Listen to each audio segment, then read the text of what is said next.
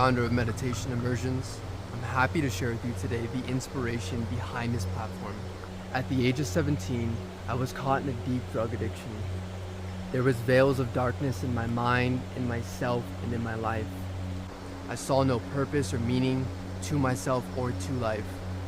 A certain moment came upon me in the middle of the addiction, where I saw two roads before me in my mind.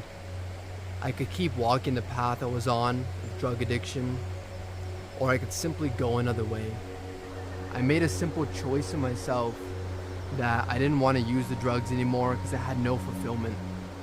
Upon making that choice, I was guided to buy a book on Shaolin Kung Fu. I was guided to martial arts since a young child, so that's what drew me to this book. In this book was a story of the Buddha. I've never heard of spirituality, enlightenment, or anything. It was awakening a response within me, within my soul. And I knew once I read that word, I couldn't move forward in life without knowing what that word meant. So there was a small practice to meditate and to focus on your breathing. I thought, why not give it a shot? So I started focusing on my breath. I did this simple practice of meditation. I felt such a clarity, and I had a spontaneous awakening. I realized that I wasn't these masks that I was placing onto myself. I wasn't all these thoughts that were driving my life. They were driving my negative behaviors of drug addiction and activities of crime. And I had a clear insight that I wasn't these masks. I wasn't these thoughts. That's when the immersions began. For about 1 year, I lived like a monk, just studying spirituality, meditation, trying to understand what had happened to me and how. I was guided and pulled to go into the mountains at the time and meditate for days at a time. Every time I made this choice, I would have a transcendent experience. I would do rounds of meditation, and eventually I would experience a transcendent state, which was beyond the mind and the body. And yet this power would permeate or emanate through my mind and body, and it would create a little more transformation, a little more refinement.